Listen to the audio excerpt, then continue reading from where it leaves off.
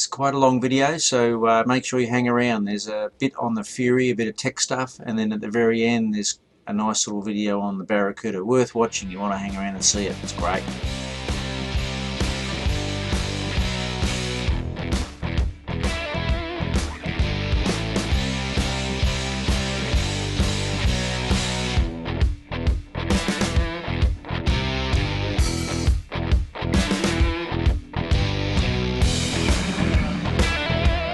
You'll give it a bit of fun.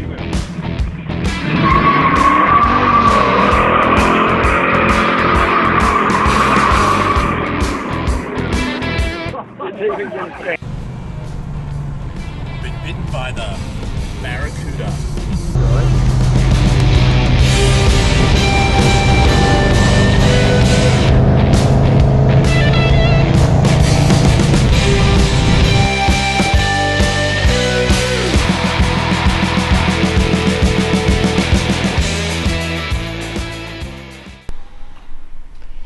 Okay, and a little job part of the restoration. I'm just changing the inner lower control arm bushes. Now, not a lot of people kind of know how to go about these. There can be a bit of a pain. They're actually a blind bush that's pushed into a socket, if you like, that you can't push out from the back. Well, the bush, the outer case, you can't.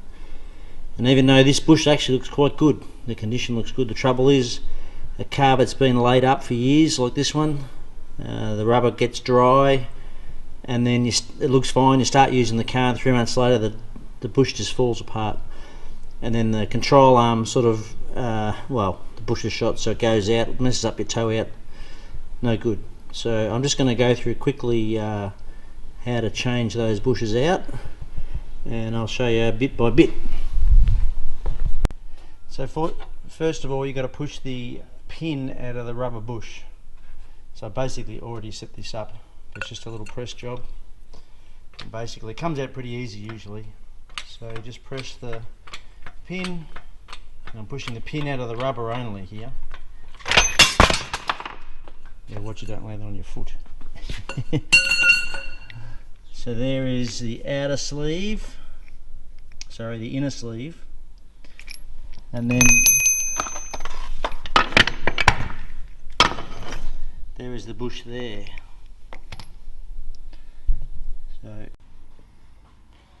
So first part is you've got to get the sleeve off. There's a little sleeve that's a tight fit onto the shaft. You've got to slide that off first. That's the inner part of the bush. People get a bit freaked out about this because it's not easy to access, like it's quite hard, but pretty simple way to get about it. You basically give it a whack to stretch the sleeve a little bit. Looks butcherous, but it won't hurt the shaft inside.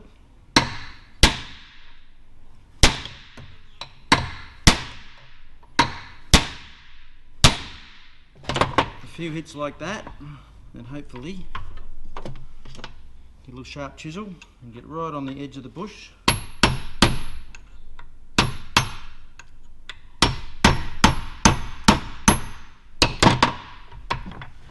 Sometimes they're tighter than others.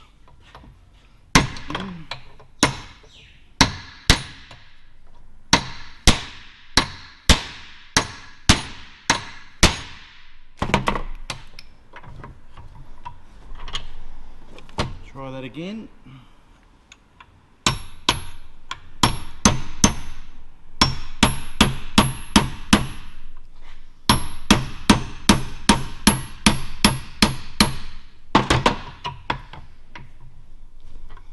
So you just tap that along gently.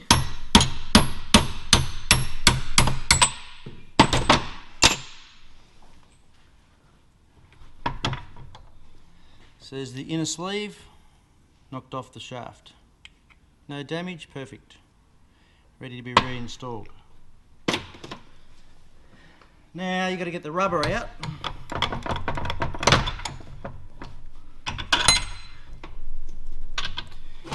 Usually you can just tweak this with a screwdriver.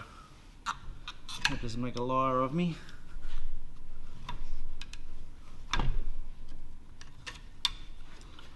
Usually the worse the bush is, the quicker it comes out. This bush is pretty bad.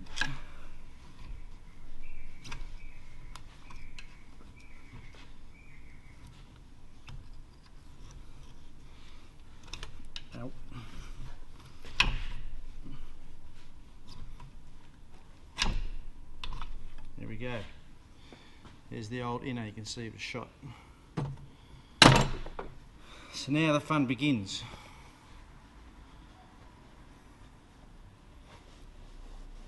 So now there's the outer shell of the bush, which is pressed tight inside this lower control arm. So everyone's got different ways of doing it. Some people weld a washer inside the bush there, and then they press it out from the back using the washer to push against, because there's no way of getting any hold on it. What I like to do is get my little die grinder, a nice burr on there, high speed steel burr, and just sort of run on the top and then down the inside, and basically making the shell thin. Now you don't want to go through it, because then you'll damage the actual housing. You don't want to do that. So all you really need to do is thin it even by half, and then I run a little skinny chisel down beside it, and you find that because you've made it so thin with the router that it actually will split as you knock the chisel down. So I shall start to do that.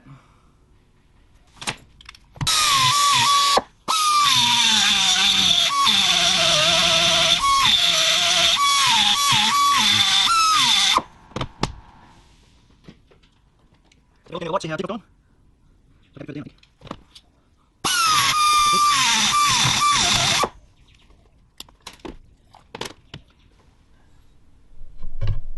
Now you can see I've got it just routed out nicely down the side there, not too deep. Hopefully just the thickness of the shell, so you're not going to do any damage. Then we run a little chisel down there. Can't find my favourite little chisel, but you just need basically something like that that'll go down the side of the shell. So first of all, get right on the edge of the shell, knock that in, then you can splice that down the back of it.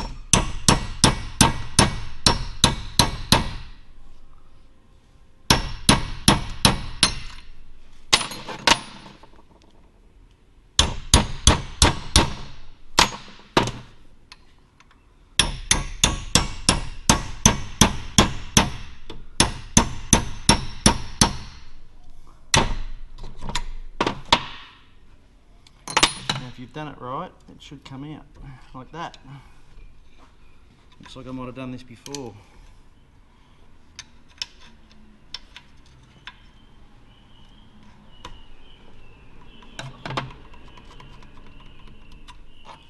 And there we go.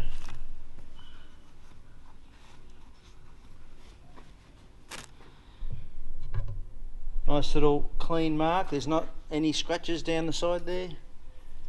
And it's all nice and even, ready for the new one to go in. So that's the first part, and then there's also a bit of a knack to putting it back together. Okay, first stage of putting the bushes back in the control arm.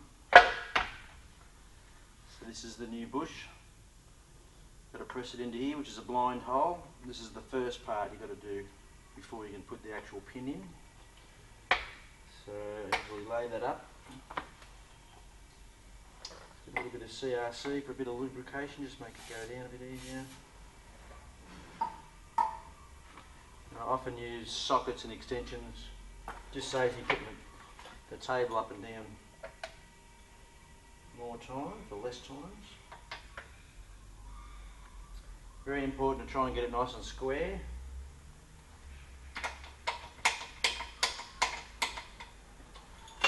Just try and side it.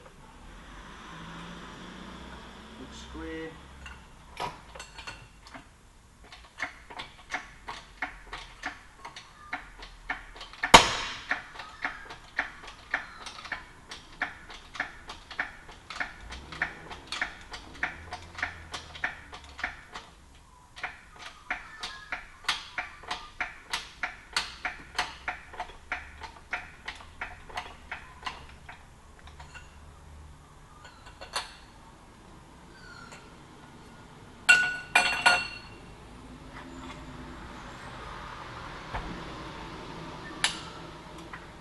Okay, so that's part one.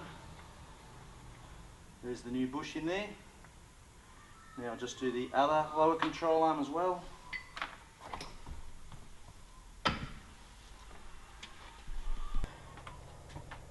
now the little bit trickier part. So now we're going to push the lower control arm pin into the bush. Now the tricky bit is, if you just press that pin straight into that bush, it'll push the centre of the bush straight out the back of the rubber and come out here. So you have to stop the centre sleeve from sliding out. So I use a nice neat fitting socket that fits perfectly into the back there. So that's hard up against the inside sleeve. And I can put that in the bottom of the press there. Got to try and get it as square as you can.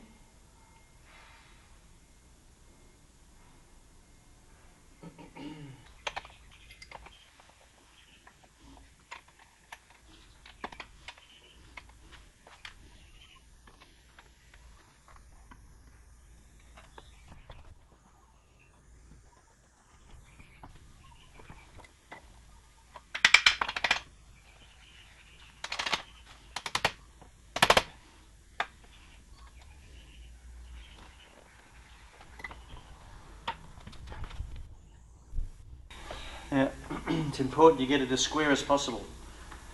If you don't get it all lined up nice and parallel, sometimes you could double over and damage the bush. So sometimes a bit of messing around, it's particularly hard on your own, trying to steady it all, get it all square. And I hope that's all right.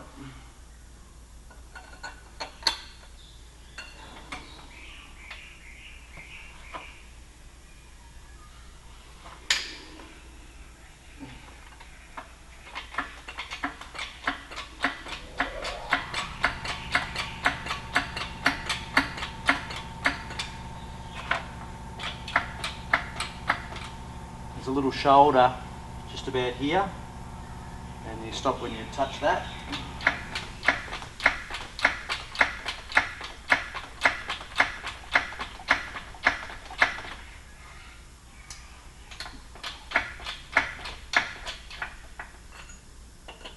And it's easy as that.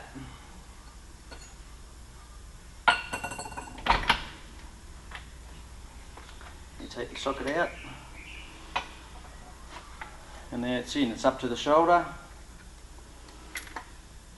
in perfectly square at the back there. Now just got to do it one more time. Now this is the same with every Mopar with a torsion bar front end. They've all got this same style setup. They're larger on the C bodies and smaller down to the A bodies. And they're a little bit tricky, but they're not hard. But anyway, you might be interested to see how it's done. Not everybody gets to do these. Been chipping away at the Sport Fury. Just completed putting all the suspension back in. I showed you how to do some of those bushes. Well, we've done upper control arm bushes, lower control arm bushes, brake hoses, been through the brakes, linings, basically checked ball joints, put radius rod bushes or strut bushes in. Just basically a clean and tidy up. Not trying to win any car shows with this car, I just want to make it a tidy driver. So just checking, make sure everything's going to perform as it should.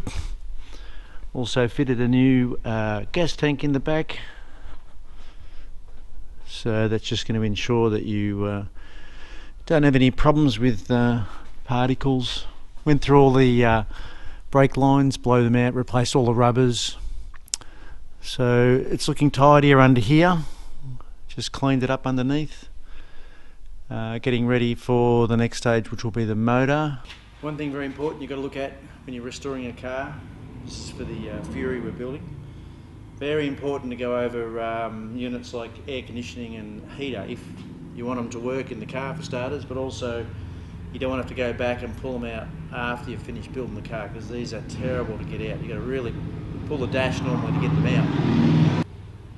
So I had this apart, just splits two halves, and I pulled the evaporator out and the heater core out and had them tested by my local radiator place, and they unfortunately you can't go and buy heater cores just like that anymore, especially for these sort of cars. The more popular ones, it's much easier to get, but the lesser popular, like the C bodies, they're not as easy to find parts for. So anyway, so I've had the condenser and the evaporator and the heater core tested, and they're all come up good.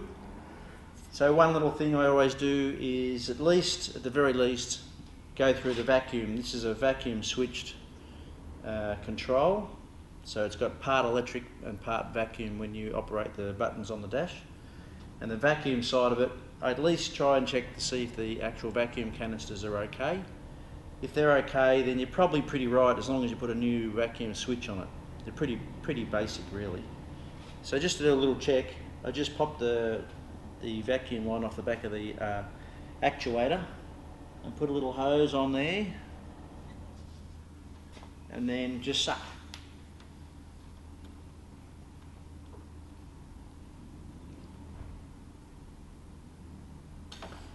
And I hold my tongue over the end for a second, and you can see that the actuator's working, and it holds vacuum, so it didn't actually go back in once I stopped sucking, so I'd say that's pretty good.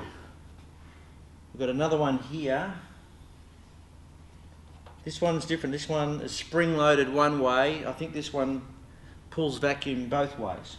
So, got a valve on the front and a valve on the back, and I think this operates this one up here, I'm not sure.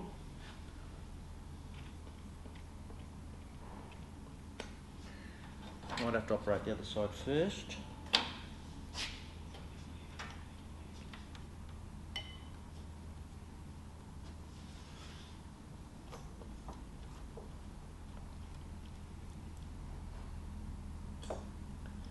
So I can see it opens a flap up the top.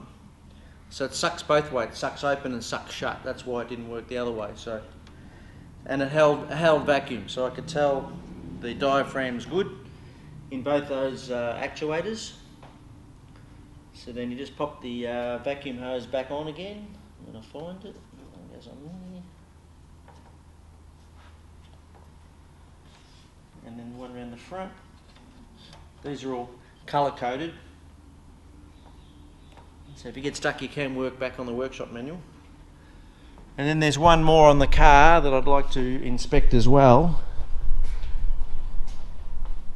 which is the outdoor air flap for blending the temperature, whether it's air conditioned or heated.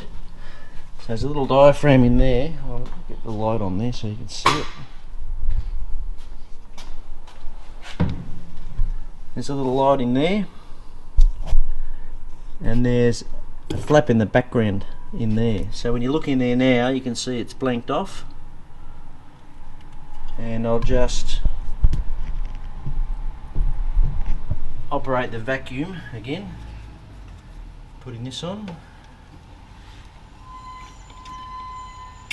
Okay, that side's the side that shuts. And there's a second one at the back. That's the side that opens. I don't know if you could hear that, but now you look in there and it's open. So that's letting air in from the outside. Anyway, that's a few checks you should do to ensure less trouble later on. Going through components still. Steering box been reconditioned. Power booster been reconditioned. New master cylinder. Been through the wiper motor. Obviously you've seen the air conditioning unit. I've been through that.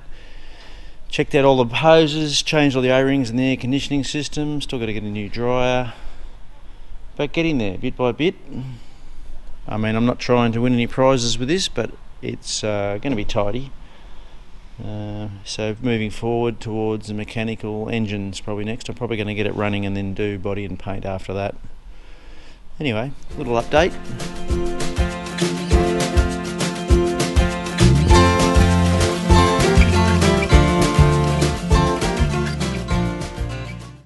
So this is a car from my recent past. This is a 71 Plymouth Barracuda Gran Coupe. It's a 383 column automatic car, leather trim. Really a very low production car. I couldn't find the numbers. I know it's in the low 300s. And even though it looks shabby and a bit rough and a bit scruffy, it was a very good for me anyway, a good car to start with. Had rusted out main floors, but that's about the worst of the whole car, apart from its dints and everything else you can see. But rust-wise, it was very clean. Just replaced the main floor, and then it just comes back to normal restoration. I think it had a little bit in the lower quarters. Didn't need a boot floor. Really, basically a clean car except for the dints and rust and everything else you see. So now getting it cleaned up, ready to start work on it. As you can see, the floors there. You know, you've seen a lot worse. Some people thought it looked terrible, but it didn't take long once you clean out the old remains and then replace it with a brand new floor. In a blink of an eye, it looks really good. So now we're just preparing the bodywork, starting to strip it. Now I've gone straight to primer, which is a big leap, but I didn't do a lot of filming back in the day. This is all its factory colours. I did take liberty. I wanted to have a shaker hood, just a nice little touch that I liked, and I put the 383 and the 727, which are all numbers matching. I put them under the bench, and I stroked a 440 to 512 cubic inch with a TCI 727 transmission. Other than that, and the shaker, the car was totally stock. Put the interior back to look totally original, and the exterior, I just wanted it to have a bit more spicy engine than they would have originally. There's the 440 stroker with Edelbrock heads.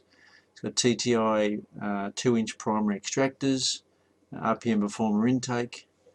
I think it had a 780 Holley carburetor from memory. It's got an aftermarket air conditioning setup. It was a factory air car.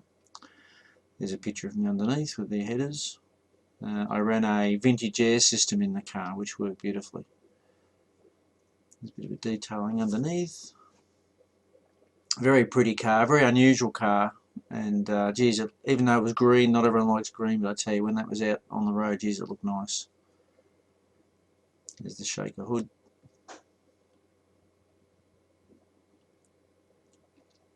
So keep watching, you'll see more detailed photos along the way, and then some footage at the end.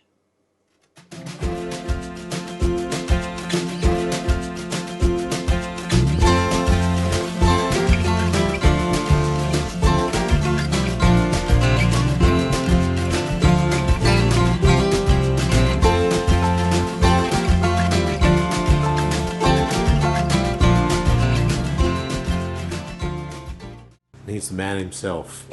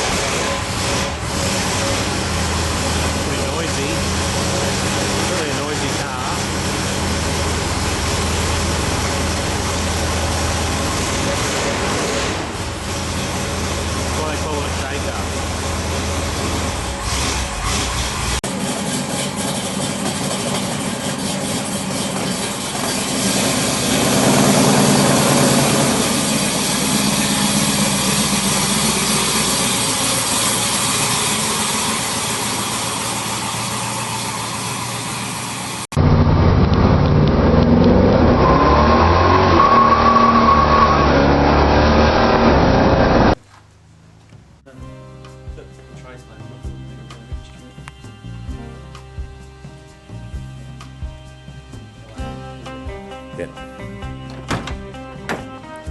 Well, it's all leather, isn't it? Yeah, it's very good, isn't it? Is that like wood grain or something? Oh, yeah. Oh, that's nice. Yeah, that looks good. Oh, yeah. It's cool. Looks very good. Oh, you can see the tail lights.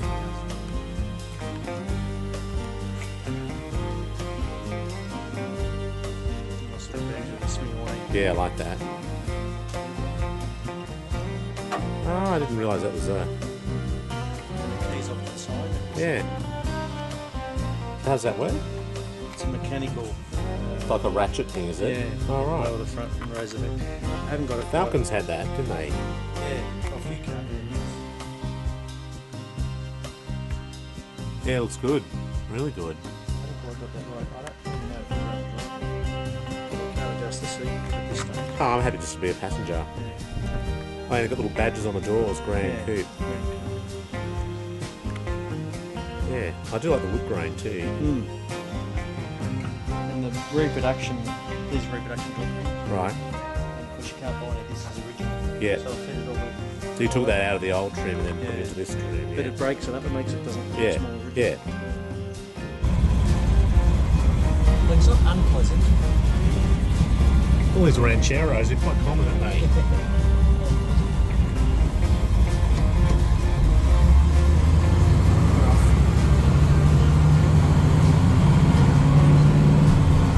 It feels like a real beast, doesn't it? Yeah, it is. Definitely a bit of a boost. You just drive it around the transmission shifts, wouldn't you?